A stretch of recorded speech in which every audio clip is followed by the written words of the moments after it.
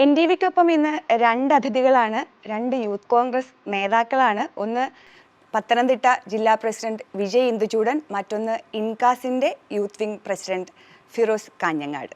രണ്ടുപേർക്കും സ്വാഗതം. അപ്പോൾ എന്തൊക്കെയാണ് വിശേഷങ്ങൾ എന്ന് വിജയ് ഇന്ദുചൂടനിൽ തുടങ്ങണോ ഫിറോസിൽ തുടങ്ങണോ?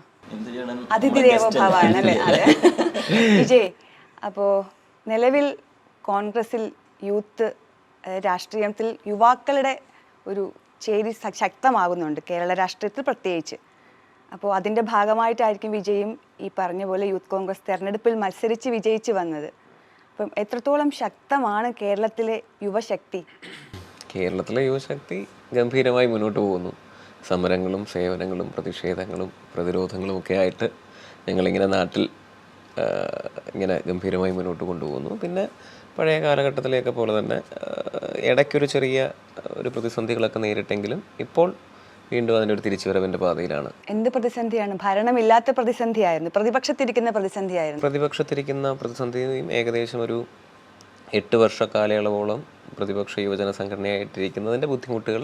ആ സമയത്ത് കരുത്ത് കാട്ടാൻ പറ്റുന്ന സമയമല്ലേ? കരുത്തൊക്കെ കാട്ടിയിട്ടുണ്ട്, അന്നും കരുത്തുകളൊക്കെ കാട്ടിയിട്ടുണ്ട്. പക്ഷേ സ്വാഭാവികമായിട്ടും 5 വർഷം എന്നുള്ളൊരു വലിയ ഒരു ഹയറാർക്കി പാലിച്ചുകൊണ്ട് വന്ന ഒരു കേരള രാഷ്ട്രീയമുണ്ടല്ലോ. പക്ഷേ അതിനകത്തൊക്കെ യൂത്ത് കോൺഗ്രസ് 5 വർഷത്തിന് ശേഷം പിന്നെയും 3 വർഷം പ്രതിപക്ഷത്തിരിക്കേണ്ടി വരുന്നതിൻ്റെ ഒരു ബുദ്ധിമുട്ടുകൾ, അത് സ്വാഭാവികമായിട്ടും സാമ്പത്തികത്തിൻ്റെ ബുദ്ധിമുട്ടായിരിക്കാം, അല്ലെങ്കിൽ ബാക്കിയുള്ള നിരന്തരമായിട്ടുള്ള പരിപാടികളുടെ ബുദ്ധിമുട്ടുകളായിരിക്കാം, സമരങ്ങൾ നടത്തുന്നതിൻ്റെ ബുദ്ധിമുട്ടുകളായിരിക്കും. അങ്ങനെയുള്ള ബുദ്ധിമുട്ടുകളൊക്കെ തരണം ചെയ്ത് എത്രയൊക്കെ പ്രശ്നങ്ങളുണ്ടെങ്കിലും പിടിച്ചു നിന്ന് മുന്നോട്ട് വരിക എന്നുള്ളതാണ് യൂത്ത് കോൺഗ്രസിനെ സംബന്ധിച്ചിടത്തോളം ഇപ്പോഴത്തെ ഒരു നിലവിലുള്ള ഞങ്ങളുടെ ഏറ്റവും വലിയ ചലഞ്ച്. പക്ഷേ അത് ഗംഭീരമായി മുന്നോട്ട് കൊണ്ടുപോകുന്നുണ്ട്.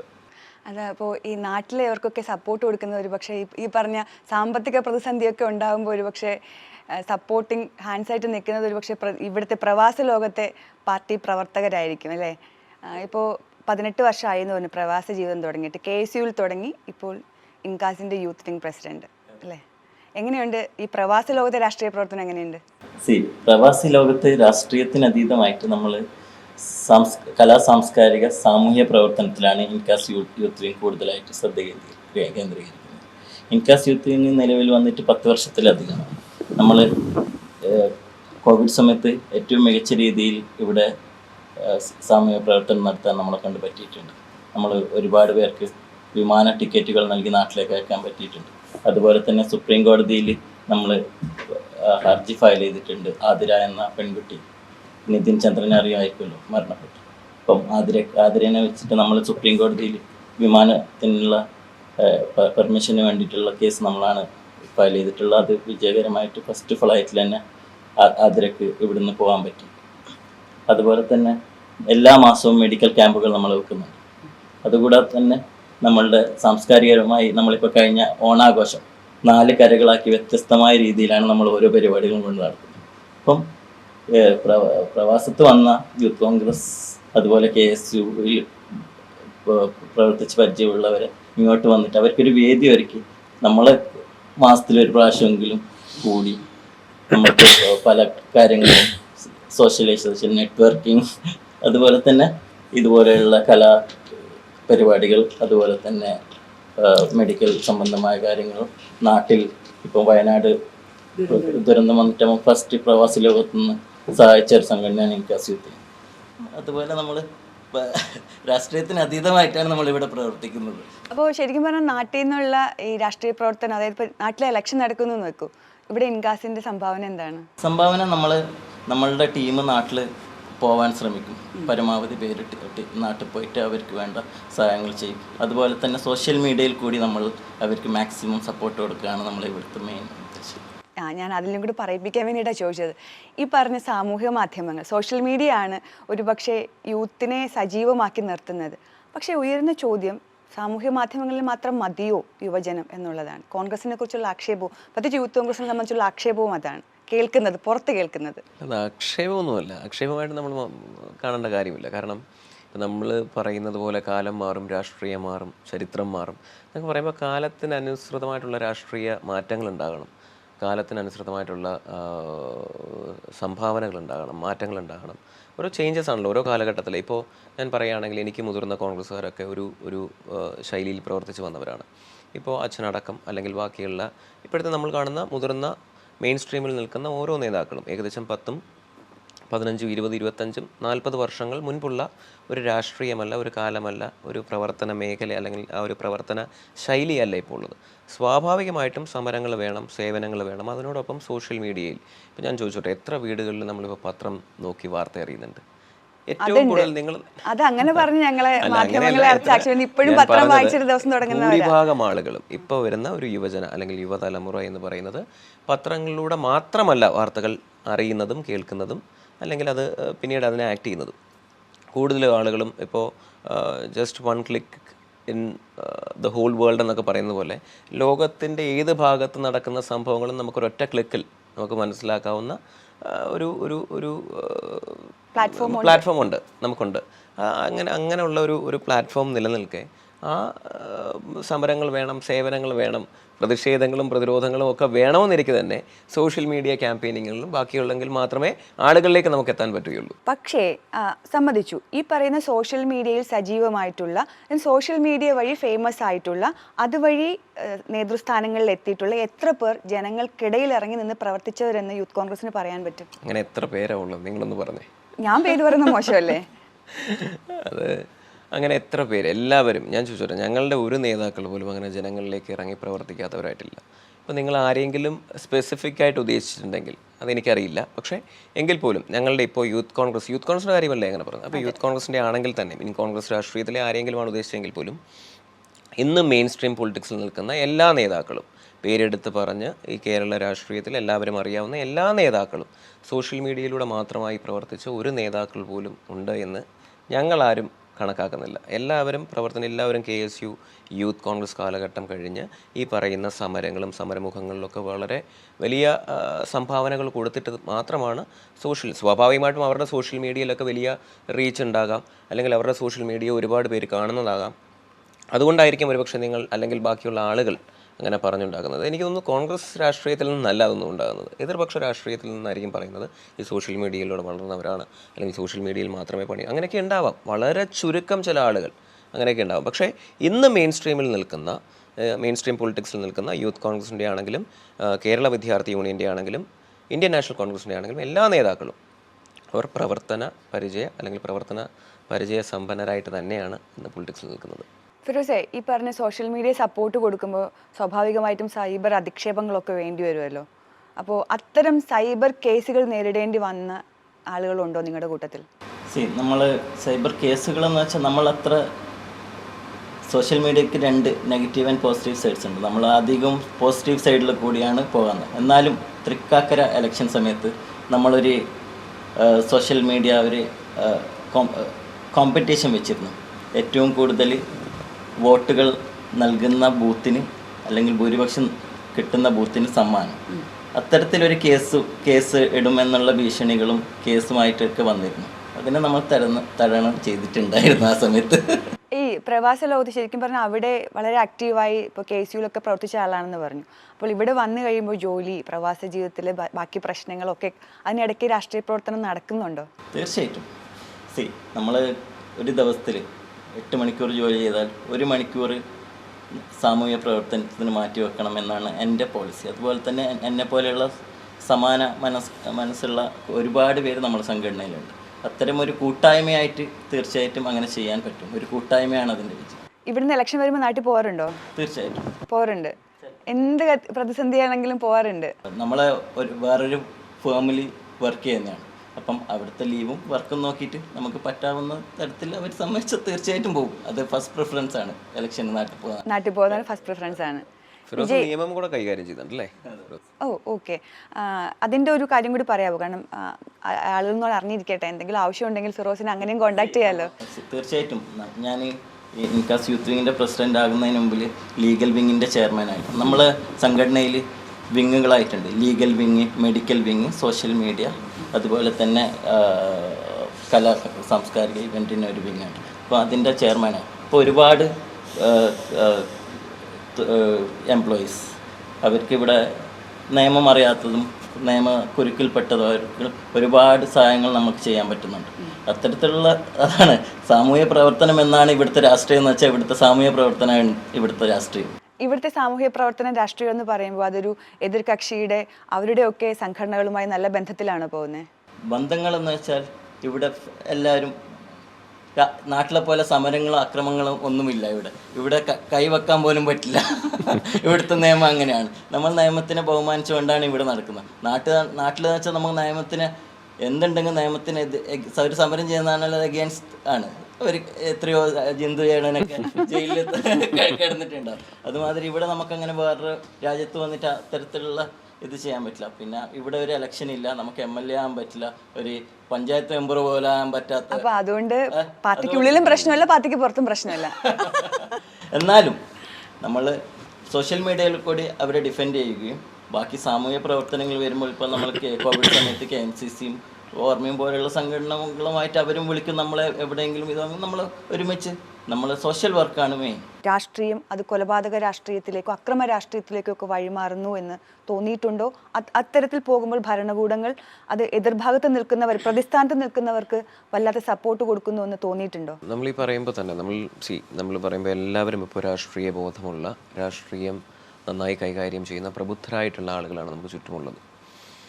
കേരളത്തെ സംബന്ധിച്ചിടത്തോളം വളരെ രാഷ്ട്രീയപരമായിട്ടുള്ള നോളജുള്ള ആൾക്കാരാണ്. നമ്മൾ ഈ കഴിഞ്ഞ 8 വർഷ കാലയളവിൽ പ്രതിപക്ഷത്തിരിക്കുന്ന ഒരു സംഘടന എന്ന നിലയിൽ നമുക്ക് രാഷ്ട്രീയം ഒന്നും സംസാരിക്കേണ്ട. പക്ഷേ നമ്മൾ മനസ്സിലാക്കേണ്ട ഒരു കാര്യം, ഇപ്പോൾ എൻ്റെ നാട്ടിൽ തന്നെയാണെങ്കിൽ, കേരളം എടുത്ത് നോക്കുകയാണെങ്കിൽ എത്രത്തോളം ആളുകളാണ് രാഷ്ട്രീയത്തിൻ്റെ പേര് പറഞ്ഞ് കൊല ചെയ്യപ്പെട്ടെ. ഇപ്പം നമ്മളൊരു ലിസ്റ്റ് എടുത്ത് നോക്കുകയാണെങ്കിൽ തന്നെ നമുക്ക് എത്ര പേര്, ഇപ്പോൾ ഫിറോസ് കാസർഗോഡ് നിന്നാണ്, കണ്ണൂർ മുതൽ ഇങ്ങോട്ട് നോക്കിയ പത്തനംതിട്ട, തിരുവനന്തപുരം അടക്കമുള്ള മേഖലയിൽ എത്രയോ ചെറുപ്പക്കാരെ കുരുതി കൊടുത്തിട്ടുണ്ട് കേരള രാഷ്ട്രീയത്തിൽ. അപ്പം അങ്ങനെ നികൃഷ്ടമായ ഒരു രാഷ്ട്രീയം ഈ കഴിഞ്ഞ 8 വർഷ കാലയളവിൽ ഉണ്ടായിട്ടുണ്ട് എന്നുള്ളത് നമുക്ക് എല്ലാവർക്കും അറിയാവുന്ന കാര്യമാണ്. 8 വർഷ കാലയളവിൽ മാത്രമാണോ കൊലപാതക രാഷ്ട്രീയം ഉണ്ടായിട്ടുള്ളത്? ഇതിപ്പോൾ കേരളത്തിൽ സജീവമായിട്ടുള്ള 3 പാർട്ടികളാണ്. അത് കോൺഗ്രസ് ആയാലും, അത് UDF ആയാലും, LDF ആയാലും, BJP, NDA ആയാലും. ഇത് 3 പേരും ഈ പറഞ്ഞ അക്രമ രാഷ്ട്രീയത്തിൽ നിന്ന് പൂർണ്ണമായും വിട്ടുനിന്ന് നിൽക്കുന്നവരാണ് എന്ന് കരുതുന്നുണ്ട്. പൂർണ്ണമായും വിട്ടു നിൽക്കുന്നവരാണെന്ന് കരുതുന്നുണ്ടോ? രാഷ്ട്രീയം മാറിയതിന് ശേഷം, കാലം മാറിയതിന് ശേഷമൊക്കെ അത് കുറഞ്ഞു വരികയായിരുന്നെങ്കിൽ ഇപ്പോൾ അത് വീണ്ടും പഴയ ഒരു എല്ലാ ബലത്തോടുകൂടി, എല്ലാ കാര്യങ്ങളോടുകൂടി അത് തിരിച്ചു വന്നിട്ടുണ്ട് എന്ന് പറയാൻ, ആ തിരിച്ചു വന്നത് ഏകദേശം ഈ പറയുന്ന 8 വർഷ കാലയളവിലാണ്. അപ്പോൾ പിന്നെ നിങ്ങൾ എന്തിനാണ് അവിടെ ഉള്ളത്? പ്രതിപക്ഷം നമ്മൾ പ്രതികരിക്കുന്നുണ്ട്. ഞാൻ വേറൊരു കാര്യം പറയാം. ഈ കഴിഞ്ഞ യൂത്ത് കോൺഗ്രസിൻ്റെ ജില്ലാ പ്രസിഡന്റ് ആയതിനു ശേഷം ഏറ്റവും കൂടുതൽ സമരങ്ങൾ നടത്തിയത്, അല്ലെങ്കിൽ ഒരു ഭയങ്കര തീവ്രമായിട്ടുള്ള അഗ്രസീവായിട്ടുള്ള സമരങ്ങൾ നടത്തിയതിൽ ഭൂരിഭാഗം സമരങ്ങളും സ്ത്രീകൾക്ക് അപമാനിതരാകേണ്ടി വന്ന വിഷയങ്ങളിലാണ്. സർക്കാരിനെതിരെ സമരം നടത്തുന്നത് നമുക്കിപ്പോൾ ശരിക്കും പറഞ്ഞ ഒരു നാണക്കേടായി മാറുകയാണ്. അഗ്രസീവായിട്ടുള്ള സമരം നടത്തുന്നത് നാണക്കേടായി മാറുക. കാരണം നിരന്തരം എത്ര സമരങ്ങൾ നടത്തിയാലും അതൊന്നും ഒരു പ്രശ്നമേ അല്ല, ഞങ്ങൾ ഇനിയും ഇതൊക്കെ തുടർന്നുകൊണ്ടേയിരിക്കുമെന്ന് പറയുന്ന ഒരു സർക്കാരിൻ്റെ അടുത്ത് നമ്മൾ എത്രത്തോളം സമരം നടത്തും? ഈ പ്രവാസ ലോകത്തായാലും പിന്നെ ഇവരെ പോലെയുള്ള ആളുകൾ നാട്ടിലായാലും ഒക്കെ ചെയ്ത കാര്യങ്ങൾ ജനങ്ങളിലേക്ക് എത്തിയിട്ടില്ല. എന്തുകൊണ്ടായിരിക്കാം? നിങ്ങൾ ഇവിടെ ഇരുന്ന് നോക്കുമ്പോൾ വീണ്ടും പ്രതിപക്ഷത്ത് ഇരിക്കേണ്ടി വന്ന അവസ്ഥ ഉണ്ടായത് എന്തുകൊണ്ടായിരിക്കാം? ഇത് നല്ലൊരു ചോദ്യമാണ്. പ്രതിപക്ഷത്ത് ഇരിക്കേണ്ടി വന്നതെന്ന് വെച്ചാൽ അവസാന സമയത്ത് കോവിഡിൻ്റെ കിറ്റ് ആണെന്നാണ് ഞാനൊക്കെ വിശ്വസിക്കുന്നത്. അത് പക്ഷെ ജനങ്ങളെ അണ്ടർ എസ്റ്റിമേറ്റ് ചെയ്യുന്നതാണ്. കിറ്റ് കൊടുത്താൽ ഞങ്ങൾ വോട്ട് ചെയ്യും എന്നുള്ളത് കേരളത്തിന്റെ മനസ്സാണെന്ന് പറഞ്ഞാൽ അത് അംഗീകരിക്കാൻ ബുദ്ധിമുട്ടാകും. പേഴ്സണലി ഞാൻ അതിൽ തന്നെയാണ് നിൽക്കുന്നുള്ളത്. എന്താ വെച്ചാൽ ജനങ്ങളെ എങ്ങനെ കയ്യിലെടുക്കുക, അവസാന കാലത്ത് ഇത്രത്തോളം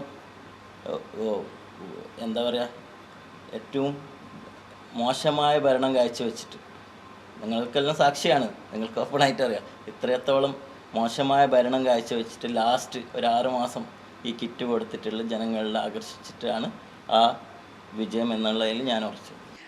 ആ പറയുമ്പോഴേ പാർട്ടിക്കുള്ളിലെ പ്രശ്നങ്ങളൊന്നും പ്രശ്നമായിരുന്നില്ലേ? കോൺഗ്രസ് കാലത്തിലെ എല്ലാ കാലവും ഈ പ്രശ്നങ്ങളും ഗ്രൂപ്പുകളും എല്ലാം ഉണ്ടായിട്ടുണ്ട്. അതൊക്കെ എല്ലാ ഇലക്ഷനിലും നമ്മൾ തരണം ചെയ്യാറുണ്ട്. അതിനോടൊന്നും ഞാൻ ഗ്രൂപ്പില്ലാതെ കോൺഗ്രസ് ഇല്ല. അതെ, പക്ഷെ അതൊക്കെയാണ് ശക്തി. അതാണ്, അങ്ങനെയാണ് വിശ്വസിക്കുന്നത് ഫിറോസ്. അപ്പം ഈ പ്രവാസ ലോകത്ത് എത്ര ഗ്രൂപ്പ് ഉണ്ട്? ലോകത്ത് നമ്മൾക്ക് ഒരു ഗ്രൂപ്പും ഇല്ല. ഞാൻ പറഞ്ഞ നമ്മൾ രാഷ്ട്രീയമല്ല, രാഷ്ട്രീയം ഉണ്ടെങ്കിലേ ഗ്രൂപ്പ് ഉണ്ടാവും. എന്നാലും ഉള്ളിലൊരു ഗ്രൂപ്പുകാരനുണ്ട്. നമ്മളെ സംഘടനയിൽ ഇന്നേ വരെ അങ്ങനത്തെ നമ്മൾ എല്ലാ ഗ്രൂപ്പിൽ നിന്നും നാട്ടിൽ പ്രവർത്തിച്ച് വന്നവരാണ് ഇവിടെ. പക്ഷെ ഇവിടെ എല്ലാവരും ഒറ്റ മനസ്സോടെയാണ് ഇൻകാസ് യൂത്ത് വിങ് എന്ന സംഘടന മുമ്പോട്ട് പോകുന്നത്. ചില നേതാക്കളോട് ഇച്ചിരി സ്നേഹം കൂടുതൽ, സ്നേഹം കൂടുതൽ അത് അവരെ പേഴ്സണലായിട്ട് ഉണ്ടാവും. പക്ഷെ സംഘടനൻ്റെ അകത്ത് വന്ന ഇൻകാസ് യൂത്ത് വിങ് എന്ന സംഘടനേൻ്റെ അകത്ത് വന്നെങ്കിൽ നമ്മൾക്കൊരു ഗ്രൂപ്പും ഇല്ല. അങ്ങനെ ഗ്രൂപ്പുള്ളവരെ നമ്മൾ വെച്ച് വർപ്പിക്കുകയില്ല. നിങ്ങൾക്കൊരു താക്കീതാണ് ഗ്രൂപ്പ് ഉണ്ടെങ്കിൽ. അതെ, യൂത്ത് കോൺഗ്രസിന്റെ ഇലക്ഷൻ ഭയങ്കര ജനാധിപത്യ ഇലക്ഷനാണ് ഒക്കെ പറഞ്ഞു, അങ്ങനെയൊക്കെയാണ്. പക്ഷേ അല്ല, ഒന്നാന്തരം ഗ്രൂപ്പ് അടിസ്ഥാനത്തിലാണ് അവിടെ ഇലക്ഷൻ നടന്നത് അല്ലേ കേരളത്തിൽ? സ്വാഭാവികമായിട്ടും ഗ്രൂപ്പ് അടിസ്ഥാനത്തിൽ തന്നെയാണ് ഇലക്ഷൻ നടന്നത്. ഗ്രൂപ്പ് അടിസ്ഥാനത്തിൽ ഇലക്ഷൻ നടന്നു എന്ന് പറഞ്ഞു കഴിഞ്ഞാൽ ഒരു ഹാർഡ് കോർ അല്ലെങ്കിൽ ഇന്ന ആളുകൾ മത്സരിച്ചു എങ്ങനെയൊന്നുമല്ല. ഇപ്പോൾ സ്വാഭാവികമായിട്ടും നമ്മൾ കണ്ടുവന്ന കോൺഗ്രസ് പൊളിറ്റിക്സിലുള്ള AI ഗ്രൂപ്പുകൾ, ആ ഗ്രൂപ്പിന്റെ അതൊക്കെ വെറുതെ അത് നിങ്ങൾ പറയുന്ന പറച്ചിലാണ്. ഞങ്ങൾക്ക് ഇപ്പം നിലവിലെ പൊളിറ്റിക്സിൽ ഓർഗനൈസേഷൻ അടക്കമുള്ള കാര്യങ്ങളുടെ ശക്തമായിട്ടുള്ള നീക്കം എന്ന് പറയുന്നത് ഗ്രൂപ്പില്ല. ഒറ്റ ഗ്രൂപ്പേ ഉള്ളത്, ഇന്ത്യൻ നാഷണൽ കോൺഗ്രസ് എന്നുള്ള ഗ്രൂപ്പ് ആയിരിക്കണമെന്നാണ്. നേരത്തെ ഉണ്ടായിരുന്നത് AI ഇങ്ങനെയൊക്കെ ആയിരുന്നു. ഇപ്പം ഡബിൾ ഇതിലേക്ക് മാറിയിട്ടുണ്ടല്ലേ. ഇപ്പൊ പറയുമ്പോ AI ഗ്രൂപ്പ് എന്ന് പറയുന്നതിന് പകരം OC ഗ്രൂപ്പ് ആയിട്ടുണ്ട്, നിങ്ങൾ അങ്ങനെ ഒന്നും പറയണ്ട. ഗ്രൂപ്പ് ആയിട്ടുണ്ട്. INC എന്ന ഗ്രൂപ്പ്. ശരിക്കും പറഞ്ഞാൽ എന്തെങ്കിലും ബുദ്ധിമുട്ടുണ്ടോ ഈ ഗ്രൂപ്പ് രാഷ്ട്രീയം എന്തെങ്കിലും തരത്തിൽ നിങ്ങളുടെ പ്രവർത്തനത്തെ ബാധിക്കുന്നുണ്ടോ? യൂത്ത് കോൺഗ്രസിനെ സംബന്ധിച്ചിടത്തോളം സ്വാഭാവികമായിട്ടും ഒരു കമ്മിറ്റി ഞങ്ങൾ ഫേസ് ചെയ്യുന്ന ഏറ്റവും വലിയ ചലഞ്ച് എന്ന് പറഞ്ഞു കഴിഞ്ഞാൽ, ഈ കഴിഞ്ഞ കാലയളവിൽ എല്ലാവരും ഈ ചെറുപ്പക്കാരായിട്ടുള്ള ജനങ്ങൾ തൊഴിൽ രഹിതരാണ് ഭൂരിഭാഗം ആളുകൾ. നമ്മൾ ഏറ്റെടുക്കേണ്ട വലിയൊരു വിഷയം എന്ന് പറയുന്നത്, സ്വാഭാവികം ഒരു മനുഷ്യൻ്റെ ദൈനംദിന ജീവിതത്തിൽ അവൻ കഷ്ടപ്പെടുന്ന, അവൻ വൈകിട്ട് വീട്ടിൽ കൊണ്ടുവന്ന, അല്ലെങ്കിൽ ഈ നമ്മൾ പ്രവർത്തിക്കുന്ന ഒരു ചെറുപ്പക്കാരൻ, അവന് കിട്ടുന്ന 800 രൂപ അല്ലെങ്കിൽ 1000 രൂപ സമ്പാദിക്കുന്ന ഒരു ചെറുപ്പക്കാരനെ നമ്മൾ യൂത്ത് കോൺഗ്രസ് പൊളിറ്റിക്സിൻ്റെ പേരിൽ അന്നത്തെ ദിവസം അവൻ്റെ കാര്യങ്ങളെല്ലാം കഴിഞ്ഞ് ലീവ് എടുത്തിട്ട് സമരത്തിന് വരണമെന്ന് പറയുമ്പോൾ ചിലപ്പോൾ നമുക്ക് അവന് പറ്റിയില്ല എന്ന് വരും. ഭൂരിഭാഗം ആളുകളെയും എങ്ങനെയെങ്കിലും ജോലിക്ക് കയറ്റി അവന് സമ്പാദിക്കാനുള്ള ഒരു മാർഗമുണ്ടാക്കുക എന്നുള്ളതാണ് യൂത്ത് കോൺഗ്രസിനെ സംബന്ധിച്ചിടത്തോളം ഏറ്റവും വലിയ കാര്യം. അത് ജെനുവിനായിട്ട് തന്നെ നമ്മൾ ചെയ്യുന്ന കാര്യമാണ്. ഒരുത്തൻ്റെ വ്യക്തിപരമായിട്ടുള്ള തിരക്കുകൾ, ഞാൻ പറയുന്നൊരു കാര്യമുണ്ട്, ഒരുത്തൻ്റെ വ്യക്തിപരമായിട്ടുള്ള തിരക്കുകൾ കഴിഞ്ഞ് അല്ലെങ്കിൽ അവൻ്റെ കുടുംബത്തിൻ്റെ വിഷമങ്ങൾ കേൾക്കാതെ ഒരിക്കലും രാഷ്ട്രീയം നടത്താനുള്ളൊരു സാഹചര്യമല്ല ഇപ്പോഴത്തെ കേരളത്തിൽ നമുക്കുള്ളത്. പണ്ടൊക്കെ അത് നടന്നിട്ടുണ്ട്. ഞാൻ പറഞ്ഞതുപോലെ കാലം മാറിയല്ലോ, രാഷ്ട്രീയത്തിൻ്റെ ഒരു വലിയ ഫേസും മാറി. അത് പഴയ കാലഘട്ടത്തിൽ ഇറങ്ങി നടക്കാൻ ഒരു ചെറുപ്പക്കാരും ഇപ്പോൾ രാഷ്ട്രീയത്തിലുണ്ടെന്ന് എനിക്ക് തോന്നുന്നില്ല. അന്നൊക്കെ അവർ കഷ്ടപ്പെട്ടതിൻ്റെ പക്ഷെ 1/3 പോലും ആളുകൾ ഇപ്പോൾ കഷ്ടപ്പെടാൻ, അല്ലെങ്കിൽ അങ്ങനത്തെ ഒരു കാലമല്ല ഇന്ന്. അതെ, പ്രാക്ടിക്കൽ പൊളിറ്റിക്സ് എന്ന് മാത്രമല്ല, അതാണ് ശരിയെന്ന് ഞാൻ പേഴ്സണലി പറഞ്ഞ കാര്യം കേട്ടോ, എൻ്റെ വ്യക്തിപരമായിട്ടുള്ള അഭിപ്രായമോ.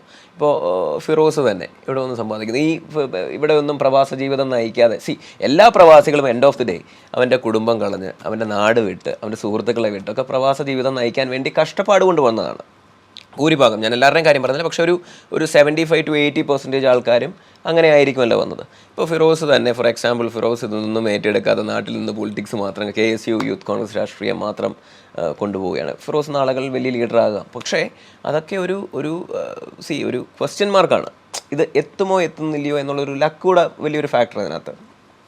നമ്മൾ നിൽക്കുന്നിടത്തോളം കാലം നമുക്കൊരു പാരലൽ കാര്യം കൂടെ വേണം, നമുക്കൊരു സമ്പാദ്യം കൂടെ വേണം, എന്തെങ്കിലും ഒരു കാര്യം. കാരണം അതാണ് അതിൻ്റെ ശരിയെന്ന് വിശ്വസിക്കുന്ന ആളുകളാണ്. പലരെയും തഴയുന്ന രീതി പാർട്ടിക്കുള്ളിൽ ഉണ്ടെന്ന് എപ്പോഴെങ്കിലുമൊക്കെ തോന്നിയിട്ടുണ്ടോ, വ്യക്തിപരമായി തോന്നിയിട്ടുണ്ടോ? അങ്ങനെ നമ്മൾ കോൺഗ്രസ് പാർട്ടിക്ക് തഴയലെന്നല്ല, നമുക്ക് ഒരു പോസ്റ്റ് ഉണ്ടാവും, നമ്മൾ 10 ആൾക്കാരുണ്ടാവും, അത് തന്നെ എലിജിബിൾ ആയിട്ടുള്ള 10 ആൾക്കാരുണ്ടാവും. അപ്പോൾ അതിൽ ഒരാൾക്ക് മാത്രമേ നമുക്ക് കൊടുക്കാൻ പറ്റും. അപ്പോൾ ആ 9 ആൾക്കാർ തഴഞ്ഞു എന്നല്ല, അതല്ല ആ ഒരു ഞാൻ പറഞ്ഞ ഒരു കോണ്ടെക്സ്റ്റ് ദുർവ്യാഖ്യാനിക്കപ്പെടരുത്. ഞാൻ പറഞ്ഞത് എൻഡ് ഓഫ് ദി ഡേ നമ്മൾ ചെയ്യേണ്ടതെന്ന് പറഞ്ഞാൽ സമ്പാദിക്കുന്നത് രാഷ്ട്രീയത്തിലൂടെ ആകരുത് എന്നുള്ളൊരു സംഭവമുണ്ട്. സമ്പാദിക്കുന്നത് രാഷ്ട്രീയത്തിലൂടെ ആകരുത്, മറ്റെന്തെങ്കിലും ഒരു വരുമാനം ആൾക്ക് വേണം. പണ്ടത്തെ നമ്മൾ ഈ ബ്രൈബറി എന്നൊക്കെ പറയുന്നത് നമ്മൾ ഇഷ്ടം പോലെ കേട്ടിട്ടുള്ളതാണ്. ഈ കരഞ്ഞുകൊണ്ട് വരുന്ന ആളുകളുടെ പോലും പാത്രത്തിൽ നിന്ന് കൈയിട്ട് വാരുക എന്നുള്ളൊരു പൊളിറ്റിക്സ് മാറണം. അങ്ങനെ പൊളിറ്റിക്സ് ഇല്ല എന്ന് നമ്മൾ പറഞ്ഞു കഴിഞ്ഞാൽ അതടക്കം പറഞ്ഞ് വിശ്വസിക്കാൻ നമ്മളെല്ലാവരും ഇതിനെയൊക്കെ കാണുന്നതാണ്. അതെ, വാർത്തകൾ കാണുന്ന അപ്പോൾ ഞാൻ പറഞ്ഞത് അങ്ങനെ ആവരുത്. രാഷ്ട്രീയം എന്ന് പറയുന്നത് സമ്പാദിക്കാൻ വേണ്ടിയുള്ളൊരു മാർഗമാവരുത്. ഒരു ചെറുപ്പക്കാരൻ എന്തെങ്കിലും സമ്പാദിക്കണമെന്നുണ്ടെങ്കിൽ അവൻ രാഷ്ട്രീയമല്ലാതെ അവൻ്റെ പൊതുപ്രവർത്തനമല്ലാതെ വേറെ എന്തെങ്കിലും ഒരു മാർഗം കൂടെ വേണമെന്നാണ് ഞാൻ അതിനകത്ത് ഉദ്ദേശിച്ചത്. മനസ്സിലായി. ഞാൻ ഈ ചോദിച്ചത് ഈ പലപ്പോഴും തഴയപ്പെടുന്നവർക്ക് ഒന്നുകിൽ പൊളിറ്റിക്സിൽ മുകളിലിരിക്കുന്ന ഏതെങ്കിലും നേതാക്കളോട് ഒരു അടുപ്പവുമില്ലാതെ സാധാരണ പാർട്ടി പ്രവർത്തകന്റെ ഇടയിൽ പ്രവർത്തിച്ചു പോകുന്ന ഒരാളായിരിക്കും. അങ്ങനെയൊക്കെ തോന്നിയിട്ടുണ്ടോ? ഇയാൾക്ക് കൊടുക്കാമായിരുന്നു, എന്തിനാണ് മറ്റേ ആളെ വീണ്ടും പരിഗണിച്ചത്, അങ്ങനെയൊക്കെ തോന്നിയിട്ടുണ്ടോ? അതിനൊക്കെ ഒരു മാറ്റം വന്നിട്ടുണ്ട്. ഇപ്പം പുതിയ ജനറേഷനിൽ നമ്മളെ പുതിയ ലീഡർഷിപ്പിലും അതിനൊക്കെ ഒരു മാറ്റം വന്നിട്ടുണ്ട്. പഴയ കാലത്ത് അങ്ങനെ പലതും ശ്രദ്ധയിൽപ്പെട്ടിട്ടുണ്ട്, പലയിടത്തും അങ്ങനെ നടന്നിട്ടുണ്ടെങ്കിലും ഇപ്പം പറഞ്ഞ പോലെ തന്നെ ഇപ്പം കോൺഗ്രസിന് ഒരു ഗ്രൂപ്പേ ഉള്ളൂ. ആ ഒരു ഇതിൽ നമ്മളുടെ പേഴ്സണൽ എങ്ങനെയാണ് അവരെ പ്രവർത്തനത്തിനനുസരിച്ച് തീർച്ചയായിട്ടും അവർക്ക് അംഗീകാരങ്ങൾ കിട്ടും. ഡിപ്ലോമസിയാണ് ലൈനെന്ന് തോന്നുന്നു രണ്ടുപേരുടെയും, അങ്ങോട്ടും ഇങ്ങോട്ടും വിട്ടുകൊടുക്കുന്നില്ല. അതുപോലെ തന്നെ ഈ പറയുന്ന കൂട്ടത്തിൽ തന്നെ ഇപ്പോൾ CPM-നാണെങ്കിൽ പ്രത്യേകിച്ച് LDF-നാണെങ്കിൽ ഒരാൾക്ക് ഒരു മണ്ഡലത്തിൽ മത്സരിക്കാൻ കഴിയുന്നത് 2 വർഷമാണ്, തുടർച്ചയായ 2 വർഷമോ അങ്ങനെയൊക്കെയാണ്. അത് കഴിഞ്ഞാൽ അടുത്തൊരാൾക്ക് അവസരം കിട്ടും. കോൺഗ്രസ് ഞാൻ അങ്ങനെ കണ്ടിട്ടേ ഇല്ല. ഇനിയിപ്പോൾ ഇപ്പോൾ തിരുവനന്തപുരം മണ്ഡലം ആണെങ്കിൽ ആളിൻ്റെ കാലം കഴിയുന്നത് വരെയോ ആൾക്ക് എഴുന്നേറ്റ് നിൽക്കാൻ പറ്റാത്തൊരവസ്ഥ വരുന്നത് വരെയോ ആൾ തന്നെയാണ് പോകുന്നത്. അതിനൊക്കെ മാറ്റം വേണ്ടേ? അതാണ് പറഞ്ഞത്, പുതിയ നേതൃത്വമാണ് ഈ യുവ രക്തങ്ങൾ മുന്നോട്ട് വരും. ഷാഫിനെ പോലെയുള്ള, രാഹുലിനെ പോലെയുള്ള മികച്ച നേതാക്കൾ കോൺഗ്രസിൽ വരുന്നുണ്ട്. അപ്പൊ അതൊക്കെ നിങ്ങൾക്ക് ഇനിയും വരും ദിനങ്ങളിൽ മാറ്റങ്ങൾ കോൺഗ്രസ് ഞെട്ടിപ്പിക്കും തീർച്ചയായിട്ടും. ഇപ്പോൾ ഇവിടുത്തെ ജോലി, പ്രവാസ ലോകത്തെ ജോലി തിരക്കുകൾ, ലീഗൽ വിങ്ങിൻ്റെ ഇൻകാസിൻ്റെ പ്രവർത്തനങ്ങൾ, ഇതിനപ്പുറം എന്താണ് ഹോബീസൊക്കെ ഉണ്ടോ? എങ്ങനെയാണ്? സോഷ്യൽ ലൈഫ് ഇഷ്ടപ്പെടുന്ന ആളാണ്. അതുപോലെ തന്നെ ഫാമിലി ഉണ്ട്. ഒരു വീക്കിലി ഒരു ഡേ എന്തായാലും ഫാമിലിക്ക് കൊടുക്കും, പിടിച്ചേക്കാൻ. ജീവിക്കണ്ടേ? അപ്പം ഫാമിലിയും അതുപോലെ തന്നെ സോഷ്യൽ ലൈഫും വർക്ക് ലൈഫും എല്ലാം ഒരുമിച്ച് ഒന്ന് കൊണ്ടുപോകും. ഫുള്ളി ബിസി ആയിരിക്കാം. വിജയ് സിനിമയിലും ഒക്കെ ഉണ്ട്. ഞാൻ പോസ്റ്റ് ഗ്രാജുവേഷൻ എടുത്തത് ഫിലിം ആൻഡ് ടെലിവിഷനാണ്, മാസ് കമ്മ്യൂണിക്കേഷൻ ആയിരുന്നു. അപ്പോൾ അതിൻ്റെ ഭാഗമായിട്ട് എനിക്ക് ഫിലിമുമായിട്ടും ടെലിവിഷനുമായിട്ടൊക്കെ അത്യാവശ്യം ഒരു കണക്ഷനുണ്ട്. അങ്ങനെ അസിസ്റ്റൻറ്റ് ഡയറക്ടറായിട്ട് നിന്നിട്ടുണ്ട്. അതുപോലെ തന്നെ തിയേറ്റർ സ്പെഷ്യലൈസ് ചെയ്തിരുന്നു. അപ്പോൾ അങ്ങനെയൊക്കെ ചെയ്യുമ്പോൾ സ്വാഭാവികമായിട്ടും സിനിമയിലേക്കൊക്കെ എത്തിയിട്ടുണ്ട്. എവിടെ പഠിച്ചേ?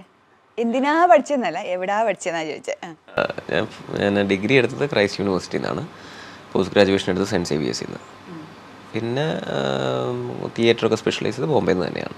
ബോംബെയിൽ എവിടെ നിന്ന്? അത് പറയിപ്പിക്കാൻ വേണ്ടി ഞാൻ ചോദിക്കുന്നത്. അനുപം ഖേറിൻ്റെ ഇൻസ്റ്റിറ്റ്യൂട്ടിൽ. എന്നിട്ട് പിന്നെ എങ്ങനെയാണ് രാഷ്ട്രീയത്തിലേക്ക് എൻ്റർ ചെയ്തത്? സ്വാഭാവികമായിട്ടും അച്ഛൻ്റെ വഴിയായിരുന്നു. പിന്നെ സ്വാഭാവികമായിട്ടും കൊച്ചിലെ തൊട്ട് രാഷ്ട്രീയപരമായിട്ടുള്ള കാര്യങ്ങളോടുള്ള അടുപ്പവും അത് പിന്നെ പ്രവർത്തനങ്ങളും കാര്യങ്ങളും ഒക്കെ ആയിട്ട് ചെറിയ പ്രവർത്തനങ്ങളും കാര്യങ്ങളുമായിട്ടൊക്കെ അങ്ങനെ അച്ഛനോടൊപ്പം തന്നെ നിന്നിട്ടുണ്ട്. ഈ അഭിനയം രാഷ്ട്രീയത്തിൽ ഉപകാരപ്പെട്ടിട്ടുണ്ട് പഠിച്ചതുകൊണ്ട്? അതെനിക്കിപ്പോൾ മനസ്സിലാവുന്നുണ്ട്. ശരിക്കും ഉണ്ട്. അപ്പോൾ വിജയേന്ദ്ര ചോദിച്ചു വെച്ചാൽ നിങ്ങൾക്ക് വേണമെങ്കിൽ പ്രവാസ ലോകത്തുള്ള സിനിമയോ ആഡൊക്കെ വേണമെങ്കിൽ ചെയ്യാവുന്നതാണ്. ഞാൻ നേരത്തെ പറയിപ്പിച്ച ക്വസ്റ്റ്യനാണ്. ഈ തിരക്കിനിടയിൽ അഭിനയമൊക്കെ നടക്കുന്നുണ്ടോ? ഇപ്പോൾ കുറവാണ്. ജില്ലാ പ്രസിഡന്റ് ആയതിനു ശേഷം കുറെ തിരക്ക്. അഭിനയം കുറച്ചു എന്നാണോ? ജില്ലാ പ്രസിഡന്റ് ആയതിനു ശേഷം ജെനുവിനായിട്ട് ട്രാൻസ്പെറൻസിയോട് കൂടാണ് ഇപ്പോൾ ആൾക്കാർ. വിജയ് ജോലിയും ചെയ്യുന്നുണ്ട്. കാർഷിക വികസന ബാങ്കിൽ വർക്ക് ചെയ്യുന്നുണ്ട്. അപ്പോൾ പൊളിറ്റിക്സിൽ നിന്ന് പൈസ വേണ്ട, ഞാൻ സ്വന്തമായി അധ്വാനിച്ച് ജീവിക്കുക, അതാണ് എൻ്റെ പോളിസി. അല്ല, സ്വാഭാവികമായിട്ടും ജോലി ഉള്ളത് കൊണ്ട് വലിയ ഒരു ആശ്വാസമാണ് ശരിക്കും പറഞ്ഞാൽ. അതിനകത്ത് ബാക്കിയുള്ളൊരു നമ്മൾ കയ്യിൽ നിന്ന് എടുത്ത് ചിലവാക്കിയെന്ന് പറഞ്ഞാലും ആ മാസത്തെ ശമ്പളം ഉണ്ടാവുമല്ലോ എന്നുള്ള രീതിയിൽ. പക്ഷേ ഇപ്പോൾ അതിനകത്തുള്ള ഏറ്റവും ഞാനൊരു പ്രതിസന്ധി ഇപ്പോൾ നേരിടുന്നത് ഈ കഴിഞ്ഞ 1 വർഷമായിട്ട് എനിക്ക് കറക്റ്റായിട്ട് ശമ്പളമില്ല. ഞാൻ കാരണം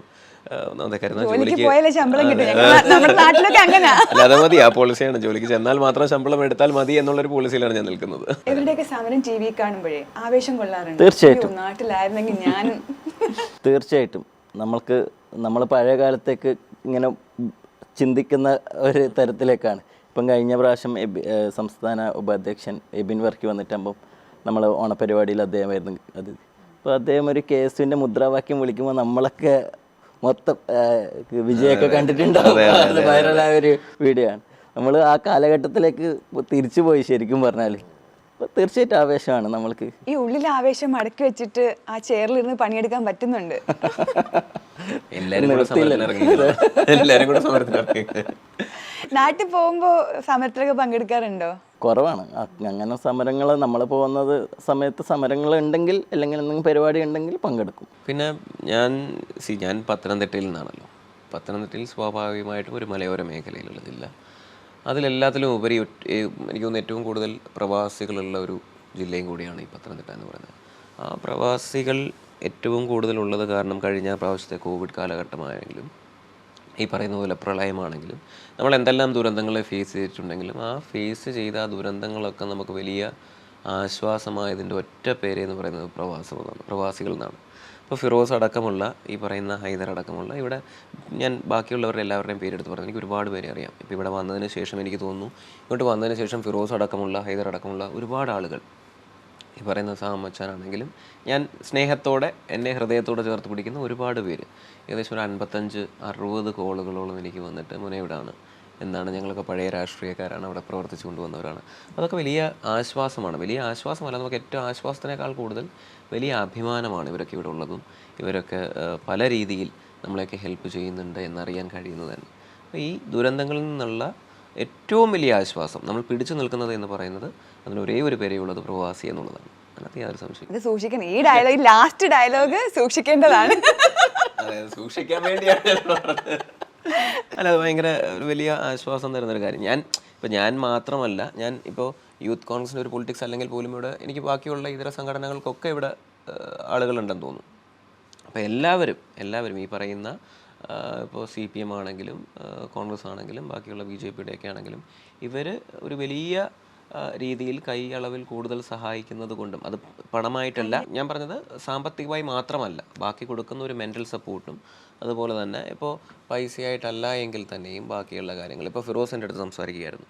ഫിറോസ് സംസാരിച്ചപ്പോൾ പറഞ്ഞ കാര്യം, അവിടെ വയ്യാത്തൊരു കുട്ടിയുണ്ട്, ആ കുട്ടിക്ക് ഇന്നതുപോലൊരു മറ്റേ 3 വീലുള്ള വണ്ടി വേണം, അല്ലെങ്കിൽ വീൽ ചെയർ വേണം. ഇതൊക്കെ നമുക്ക് വിളിച്ചു പറയാൻ നാട്ടിലുള്ള ആളുകൾ മാത്രം പോരല്ലോ, ഇവരോടൊക്കെ വിളിച്ചു പറയുമ്പോൾ അത് നടക്കും എന്നുള്ളൊരു ഇതുള്ളത് കൊണ്ടാണ്, വിശ്വാസമുള്ളത് കൊണ്ടാണ് നമ്മൾ അന്തരം തന്നെ ഇതൊക്കെ ചെയ്യുന്നത്. അതവർ ചെയ്യാനും 100% പൂർണ്ണമായ പരിപൂർണമായ മനസ്സോടുകൂടിയാണ്. ശരിക്കും നാട് മിസ് ചെയ്യുന്നുണ്ടോ? തീർച്ചയായിട്ടും നാട്, രാഷ്ട്രീയ പ്രവർത്തനം, രാഷ്ട്രീയ പ്രവർത്തകർ ഒക്കെ മിസ് ചെയ്യുന്നുണ്ട്. അതെ, ഒരു വിധത്തിൽ നമ്മളൊരു ഈ സംഘടനൻ്റെ ഭാഗമായതുകൊണ്ട് കുറച്ച് മിസ്സിങ് കുറവുണ്ടെങ്കിലും തീർച്ചയായിട്ടും നാട്ടിലത്തെ രാഷ്ട്രീയം, നാട് മിസ് ചെയ്ത് ആരാണുള്ളത്? ഇവിടുന്ന് ഏതെങ്കിലും തരത്തിൽ നാട്ടിൽ പോയി രാഷ്ട്രീയ പ്രവർത്തനം നടത്താൻ ഉള്ളിൽ എന്തെങ്കിലും ഇതുണ്ടോ, ഒരു പദ്ധതി ഉണ്ടോ, ഒരു ലോങ് ടേം പ്ലാനോ അങ്ങനെ എന്തെങ്കിലും ഉണ്ടോ? എന്തായാലും ഇവിടുന്ന് റിട്ടയർഡ് ആയ സമയത്ത് നമ്മളെ ഹെൽത്ത് എങ്ങനെയാണെന്ന് അറിയില്ല. റിട്ടയർഡ് ആയിട്ട് എന്തായാലും നാട്ടിലേക്ക്. അപ്പൊ യൂത്ത് വിങ്ങിന്റെ ഭാഗമായിട്ടില്ല, നിങ്ങൾ രക്ഷപ്പെട്ടു. കേരളത്തിലുള്ള യൂത്ത് തൽക്കാലം രക്ഷപ്പെട്ടു. പോരാട്ടത്തിലേക്ക് ഒരാൾ കൂടി. വിജയ് ഈ പറഞ്ഞ പോലെ പോരാട്ടം ഒന്നും മിസ് ചെയ്യുന്നില്ല. പ്രവാസ ലോകത്ത് വന്നിട്ട് ഇവിടുത്തെ രാഷ്ട്രീയ പ്രവർത്തനം ഈ പറഞ്ഞ പോലെ ഒരു കൂട്ടായ്മയാണല്ലോ. അവർക്ക് പബ്ലിക്കായിട്ട് ഇവിടുത്തെ നിയമങ്ങളും ഒക്കെ അനുശാസിച്ച് പോകേണ്ടവരാണ്. അപ്പോൾ കണ്ടിട്ട് എങ്ങനെയുണ്ട് ഇവിടുത്തെ നേതാക്കളെയും ഇവിടുത്തെ ആൾക്കാരെയും യൂത്തുകാരെയൊക്കെ കണ്ടിട്ട് എങ്ങനെയുണ്ട്? അല്ല, ഞാൻ ഇന്നലെ എന്നോട് ഒരാൾ പറയുന്നുണ്ടായിരുന്നു, നമുക്ക് വേണം ഇവിടെ ഒരു ജില്ലാ കമ്മിറ്റി കൂടി.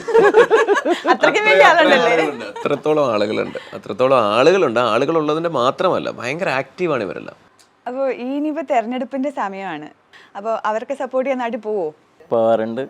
അവർക്ക് വേണ്ട സപ്പോർട്ട് അവരെ കൂടെ sticker ഒട്ടിക്കാനും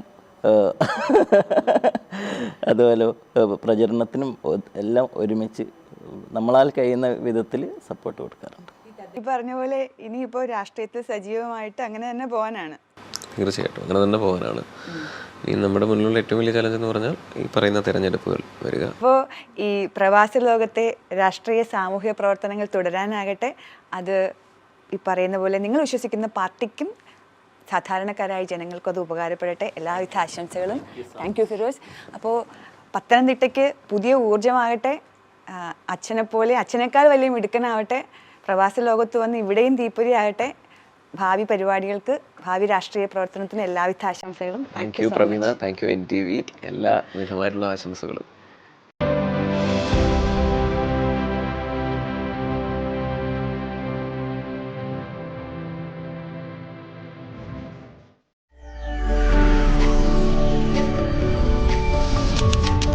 NTV UAE to the world.